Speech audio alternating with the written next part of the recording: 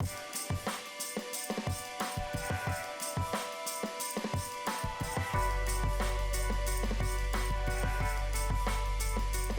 and welcome to Close Up with the Hollywood Reporter Actresses. I'm your host, Rebecca Keegan, and I'm delighted to welcome all of our guests: Vanessa Kirby, Carey Mulligan, Zendaya, Kate Winslet, Andra Day, and Glenn Close.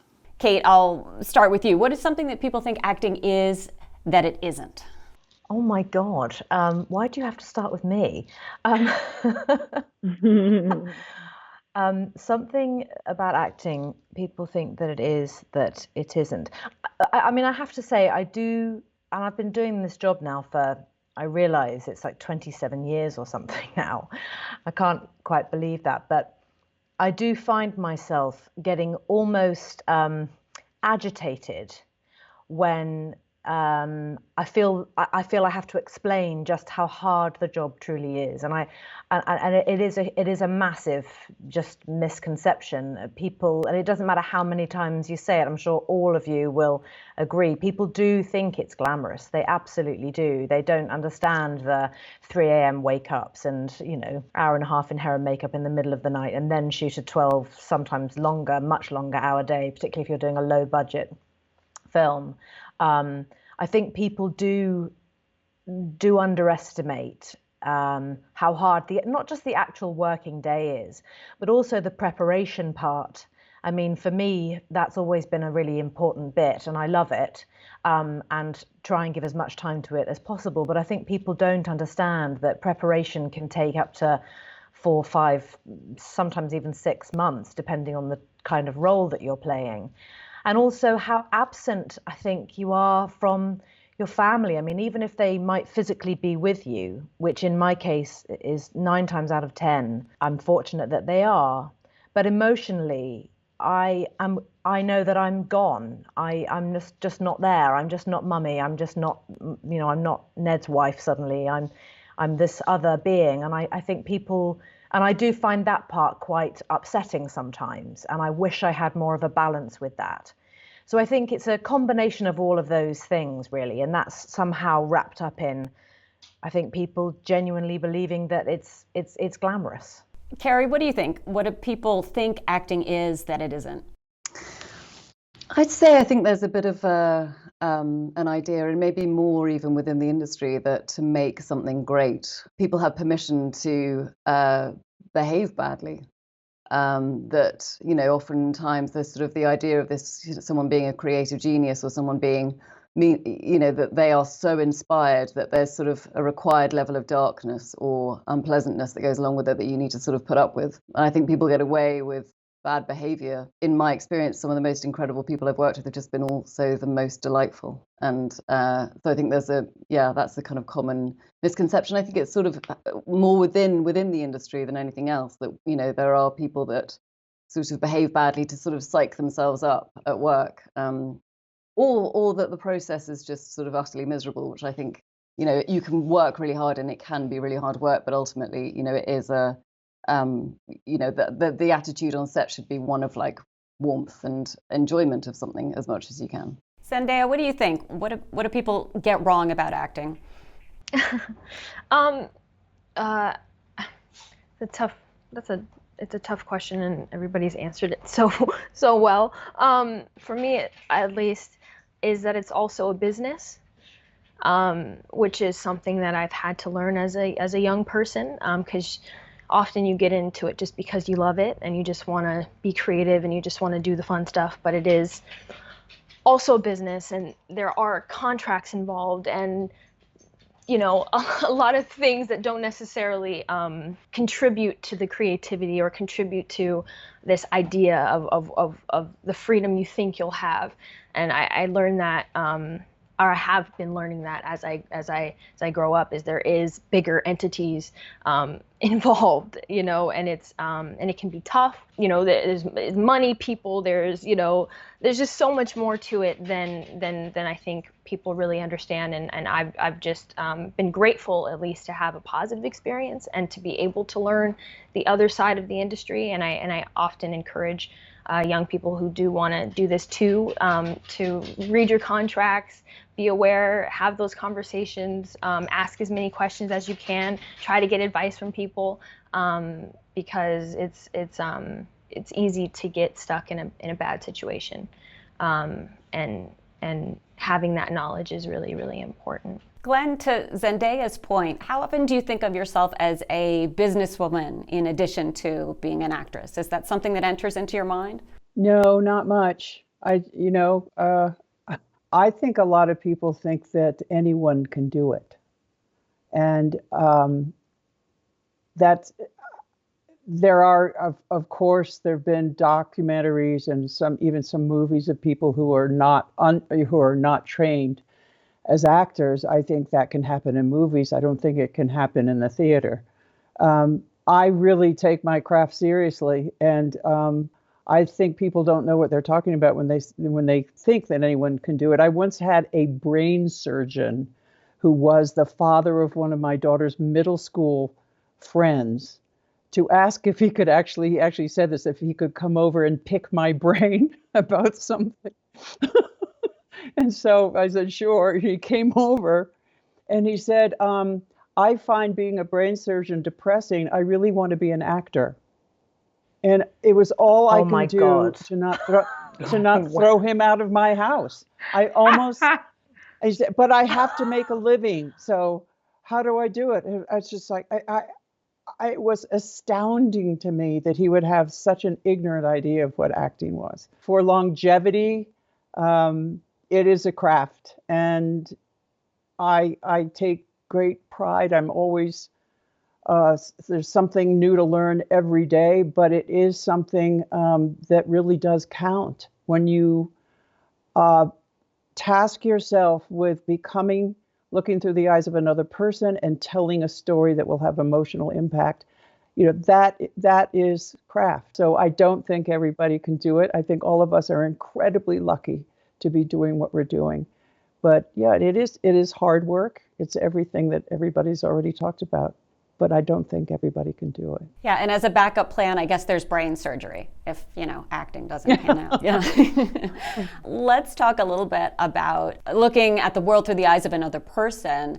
Andra, I'm so curious how you go about finding the voice of Billie Holiday. How did you approach that? First, she is very familiar to me just because she is my foremost musical inspiration.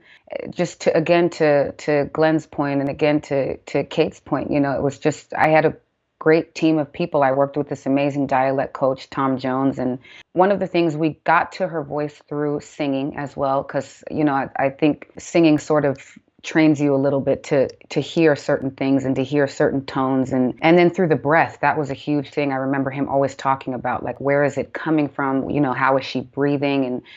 And the emotional part of it as well too. My acting coach worked with me because I was telling her, I sort of look at Billie Holiday's voice as like, all of our voices, but hers in particular, as a scroll, and on her voice is really written, her entire history. Every time she had been raped, every time she had been hit, every time she victoriously sang Strange Fruit, every time she smoked a cigarette, and every time she slammed heroin or did a speedball, or everything is written onto her voice. And so it was just really important for me to get that, to really get that all of the experience and all of her story on this kind of scroll, or at least that's what I call it.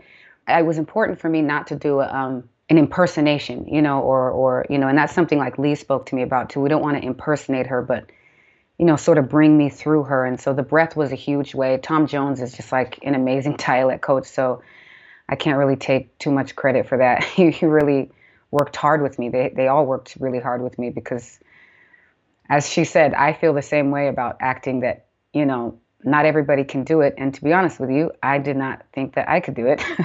And I'm still a little on the fence about it, but it was just, it was important to really, really take time and to really care about her voice, because I think it tells you a lot about her experience and her person, Well, you did it beautifully. I don't think anyone after seeing this film would have any question about whether you can do it. Oh, so thank you. Appreciate it. Let's talk a little bit about physical transformation for a character and how that helps you. Glenn in Hillbilly Elegy, you're very physically transformed. How did finding the appearance of that character help you find her?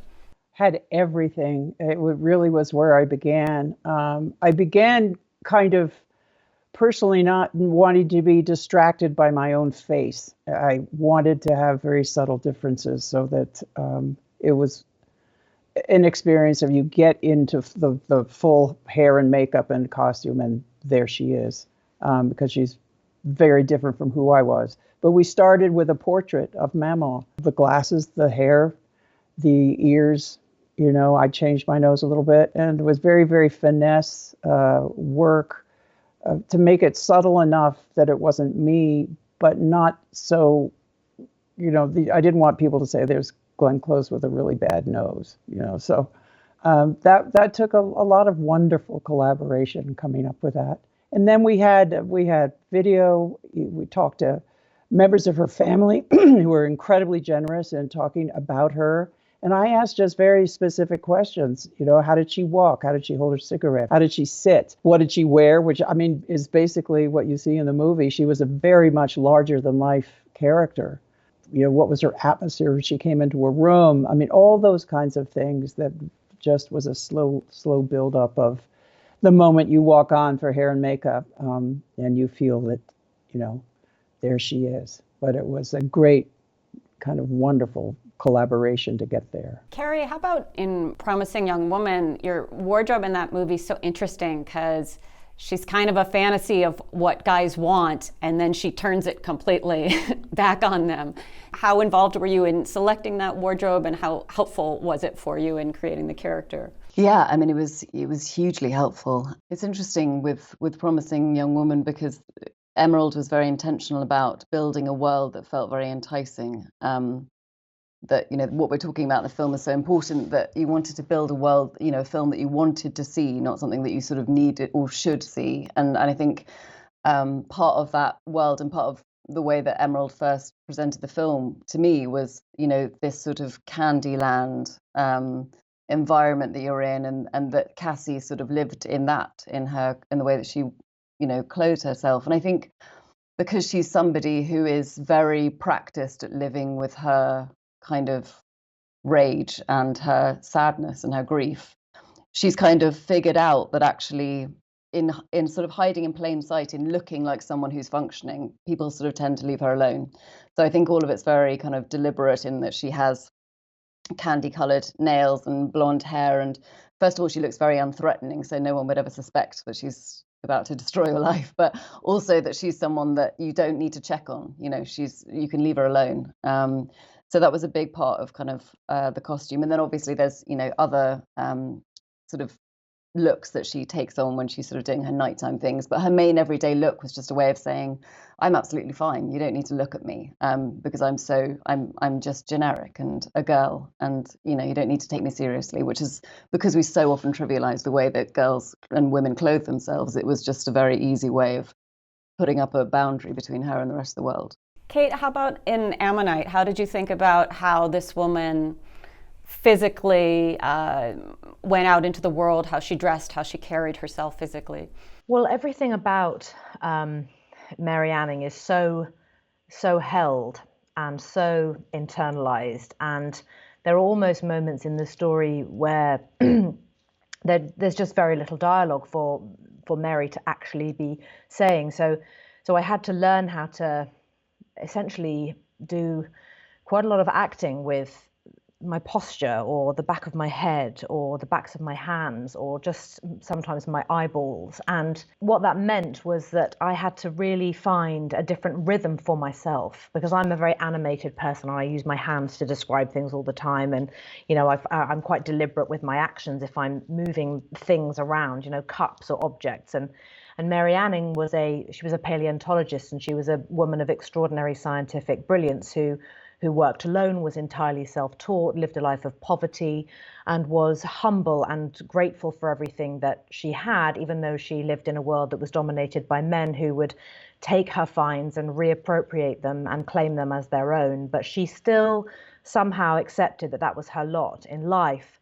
But the sort of the isolation of Mary and the quietness of how she lived, it had to be in every part of me. So, and that was the shoes. I mean, when I was learning how to fossil hunt on the freezing cold beaches of Lyme Regis, I wore her costumes quite a lot, just under my own rain jackets, just so I could understand how physically altering they were. And actually her shoes in particular totally changed my posture, and actually made my body ache enormously throughout.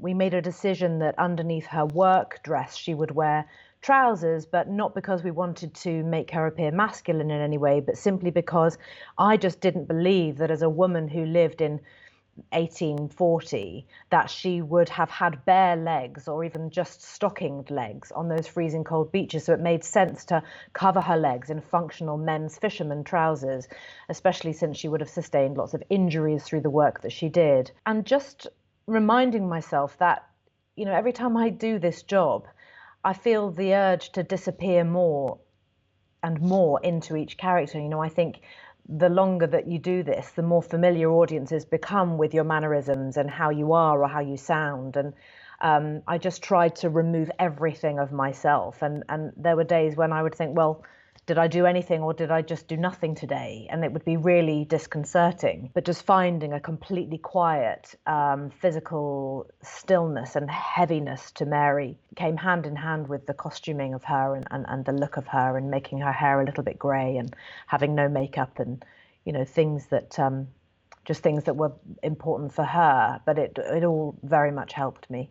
Vanessa, you have a harrowing, I think it's more than 20-minute childbirth sequence in your film. Can you talk about what that was like to shoot and how you prepared for it? Yeah, it was kind of terrifying because I haven't given birth or been pregnant before, and so I think I felt like the closer I got to it, I sort of realized that, you know, it's like the most universal human experience. You know, so many men have watched their women give birth, so many women have, and we've all kind of obviously come through that. And so I think I also was really struck by the fact that we've seen so many deaths on screen, but we've so rarely seen birth, and I felt so privileged that there was an attempt to do it, you know, and it come from a female writer, and it's like such a testament to why we need female writers from that, you know, to be able to even put that on paper, really. And so I first started sort of talking to a lot of my friends, and a lot of them kind of had vague memories or quite hazy memories of birth. And then I ended up like watching every documentary I could possibly find on it. And again, I was so surprised that kind of it didn't teach me anything about like the duration and the length and the difference between when your water breaks and the contractions and all those things. And it was kind of like more sanitized and edited. And at that point, I realized that I might be in trouble. So I ended up writing to a lot of obstetricians asking if they would let me come in and shadow them. And one said yes. And so I went to a hospital in North London and was on a labour ward for many days, which was like unbelievable for me. I kind of learned a lot from the midwives about how you know, what the whole birthing experience is like. And then it was one afternoon, it was my very last afternoon at the hospital, and one of the midwives came around and she said, "Oh, a woman's just come in and she's 9 centimeters dilated, and I'm going to ask her if she'd mind you watching." And I just thought, there's no way in hell she's ever agree, like, to have some random person sit in and watch this like really sacred moment of her life. But she did. She said yes, and so I got to sit with her and watch her go through 6 hours of, I mean, it was just probably the most profound afternoon of my life. And I never ever could have acted it without watching her, because I saw her go on this unbelievable journey, and I saw the animal in her take over, you know. And it was only because of that, really, that I then felt like maybe I had a chance at attempting it. And then when we came to it, I guess it was that, and it's really interesting to talk about it in an acting sense, because I think it's one of those things that I know I always like try and do, and so rarely am able to do, to like really switch off my mind and just let like truly be present in the moment without getting distracted by something or taken out of a scene. You know, it's always that in and out feeling, I always find. But with this, it was kind of so physical, and it was such a sort of primal body thing that that kind of took care of it, really. And so we had a day of rehearsal, and we luckily, really last minute, got this amazing birth consultant called Alana McAllister, who's been a doula for many years, to fly over from Portland, and she was with us in the rehearsal day. And we didn't really do it. We sort of just planned like which room we'd be in and where we'd end up, and at this point we should maybe end up in the bath. And so that was sort of quite terrifying. But then the morning of, we did 4 takes the first day, 2 the second. I think the 4th one is the one in the movie. And it was a bit like, yeah, the other privilege of it, it was a bit like doing a play, really, you know, where you just have to, once you're on and you can't stop. And there was something magic about that, because you couldn't spend any time doubting yourself. You just had to do it, you know. And so it was a truly amazing filming experience. Zendaya, when you were making Malcolm and Marie, it was really the height of the pandemic. Can you talk about how that working in that environment shaped how you worked and how the set functioned? Right. Well, we had to, obviously, we wanted to do everything as safely as possible. So we kind of created a bubble. You know, we were all doing it on our own. You know, I was putting my own money into it, as was, you know, everyone else. And we were all really sharing, you know, kind of this film together. And so we went off and we just kind of literally created a bubble where we were living in like a hotel-esque kind of thing that was empty. It was just us, because obviously everything was shut down. We were in the middle of Carmel, and we shot in this home that was kind of literally in the middle of nowhere, which was lovely, because everyone stayed safe. But we weren't allowed to leave for obvious reasons. And in that time of kind of quarantining together, we were allowed the time to work on the material, which is like a dream for me, just to be able to actually have the time to work with John David, who was with me, work with Sam. When we got there, we only had the script was only about like 70 pages, and there was no third act. So through that process of every day just being together, sometimes in a parking lot, just working through every moment, and then getting it on its feet, and having these really long discussions that often turn into other things about ourselves, about our characters, about relationships, and how we treat each other in our relationships. How far would we go versus how far would our characters go? I would never say that to somebody, but she probably would, you know, and being able to have that time, that space with each other to figure it out, was really, really helpful, and really not having any other distraction than just being in it every single day.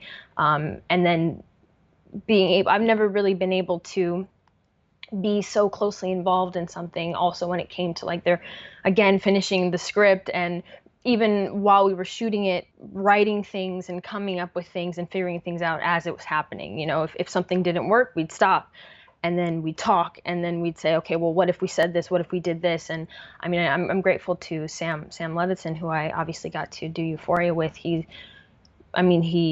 asked him to help me make something, and he made this beautiful thing, and he allowed me to be a part of it every step of the way, which is very, very rare, you know, to have that kind of creative freedom and that ability to figure it out with the people that you work with.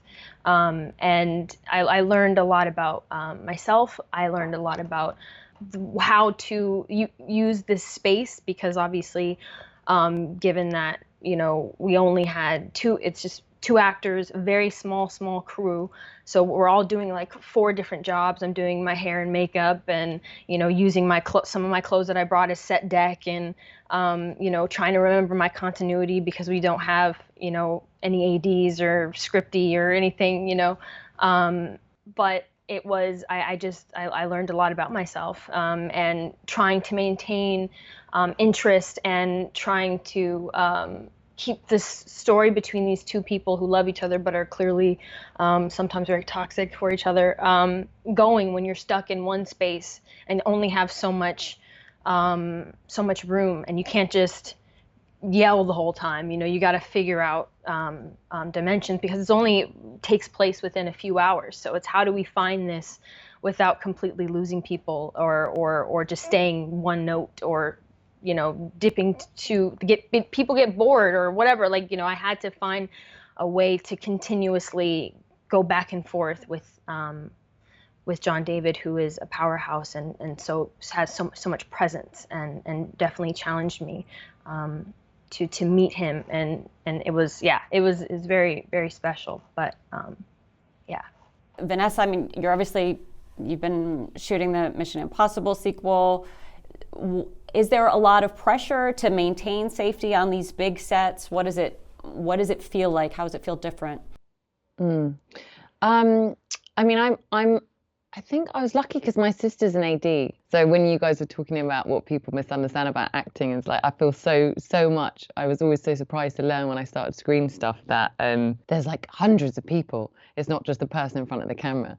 And I always felt that really acutely, especially because of her. But so she started on a movie in the summer. I think it was the first one back. So I kind of learned from her, like what the new parameters would be and how to navigate. And I was so hopeful when she went back, actually, because it was a funny feeling, I think, for everybody, suddenly seeing kind of cinemas, closed theatres, all the people that you love and you work with, unable to work in so many different capacities, including my sister. And it gave me a lot of faith. But I mean, you get used to it. I mean, there's obviously many guidelines, there's masks and lots of testing and things like that. But it does, it gives me faith in the resilience, actually. And then I feel like we will get through it. Like, I can't wait for the day when cinemas can open again.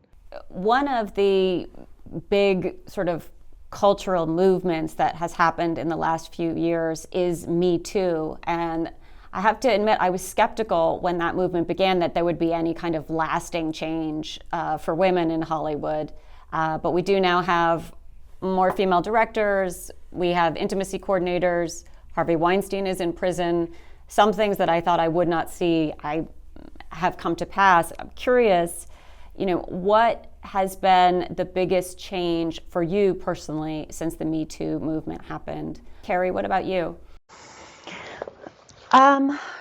Gosh, I mean, I do think what was so encouraging was the sort of concrete actions that were taken early on. I remember the first job I did after that movement started was a play at the Royal Court, and Vicky Featherstone, the artistic director, reacted, immediately, and she drew up a sort of document. And on the day, first ever, I was a monologue, so I was the only person in it, but we still had to sit. I had to sit with the writer and the director, and we had to read this document and agree to it, and it was all a kind of code of conduct of behaviour. So I feel, and as all of the other things you mentioned, the intimacy coordinator, but I think it's just it's had such a bigger effect even than those things. I think it's I think coming into the industry now would feel different, and I think so much of what our film about in a way is challenging the ways in which culture has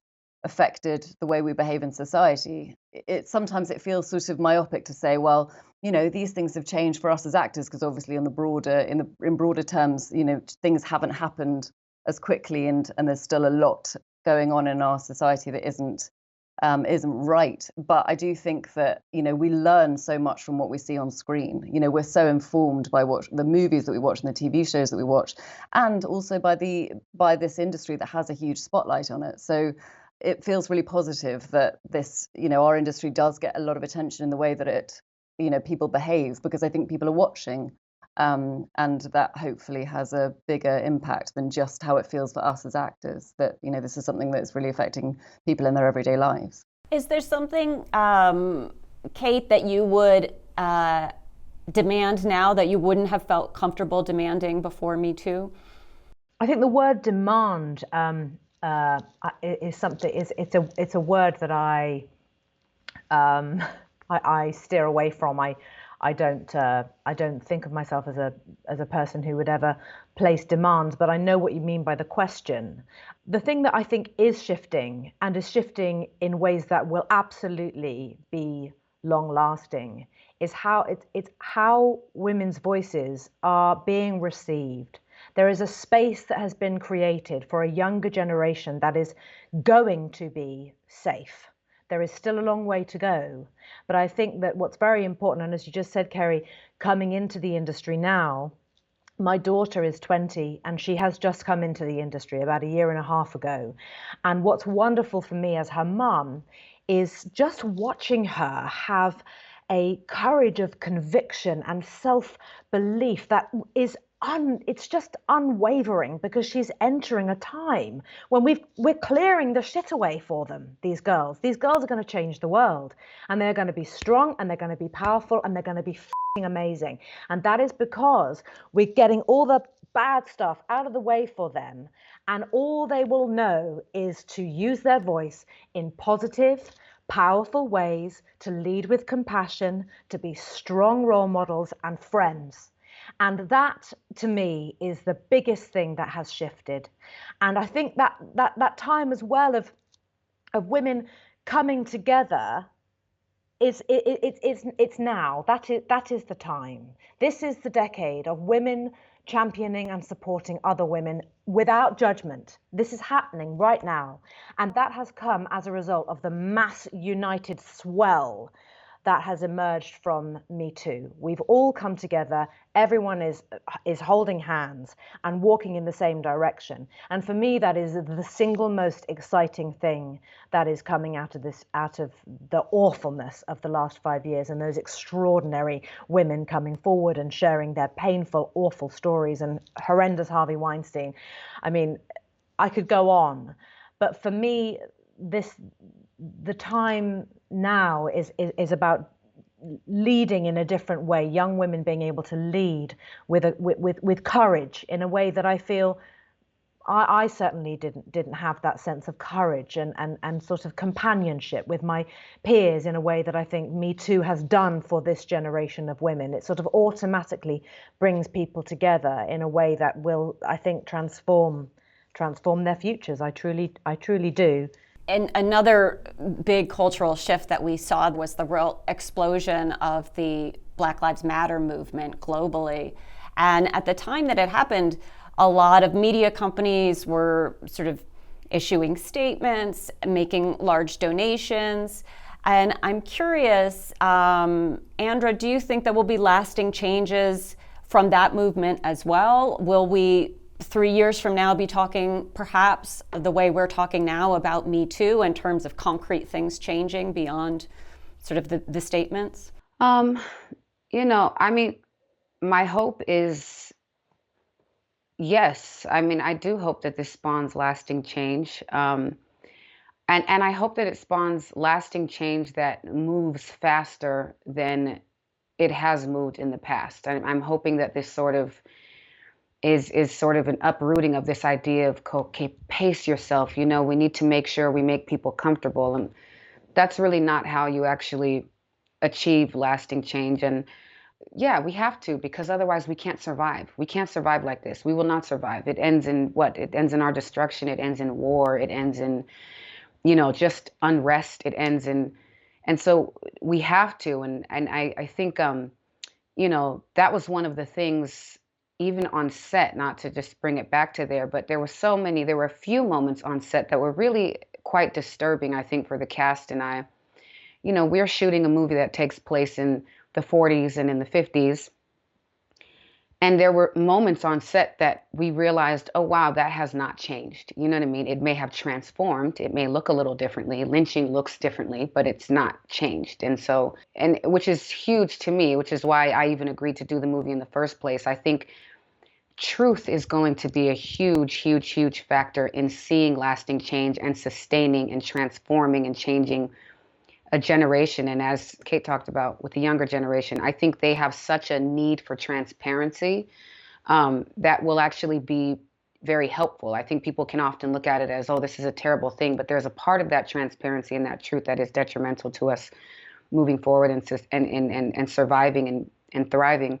And I think a part of doing the movie and the Billie Holiday story was that the truth of her story had never been told, because the truth of her story was intentionally kept from the public. And I think the retelling or the sort of respinning of narratives for people of color or for marginalized people or for women has been sort of a constant technique of oppression. And I think that's going to be hugely important moving forward, we have to pop sort of the top off of these things, and we have to tell the truth about them and understand why the scope of certain groups of people of color, why the scope of their pain has been minimized or retold, or why the level of their contribution has also been changed. Because you can't truly know a people and love a people if you don't know how much they have contributed to your everyday life in society and your ability to live free. And so, I think one of the biggest things for me also is that this idea that in regards to race, that Black people had no hand in the abolition of slavery, that it was just sort of one man who, So I think the retelling of these stories, which also has to do with telling the truth, some of the gritty, ugly truth about maybe some of our heroes, that we have to say, okay, this isn't for the purpose of destroying people, but we need to know these truths so that we can actually move forward and not repeat them. So yeah, I mean, that is my hope. I have a few lighter questions with the last few minutes before we wrap. One is, complete this sentence, I wish Hollywood would let me make. Glenn, how would you finish that sentence? I knew you were going to ask me first. Which Hollywood would let me make? Yeah. Oh, Lord. Oh, God, I don't know.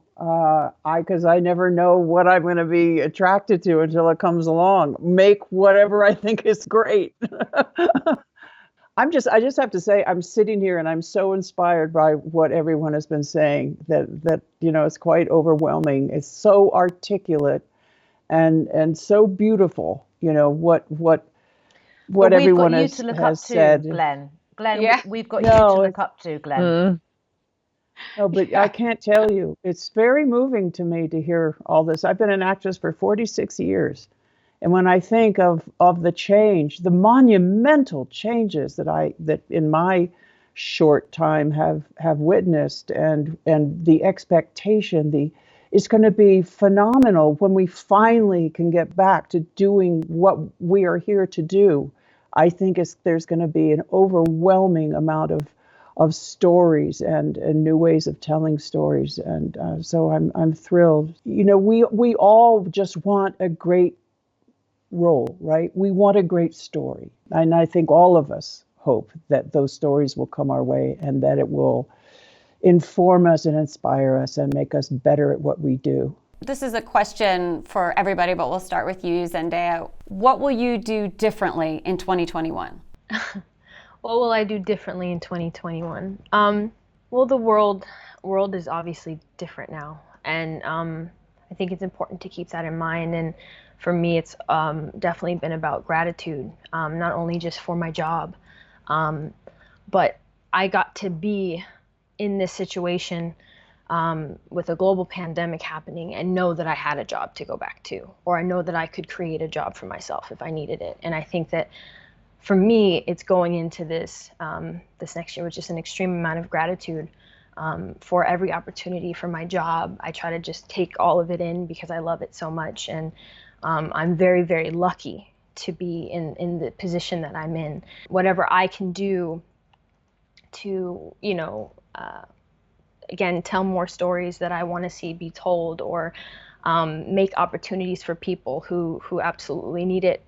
I mean, that was one of the coolest parts about Malcolm and Marie, is creating like a structure in which all of our crew members got points on the movie, so they got back end, so they got paid in a time where they didn't have an opportunity to make money.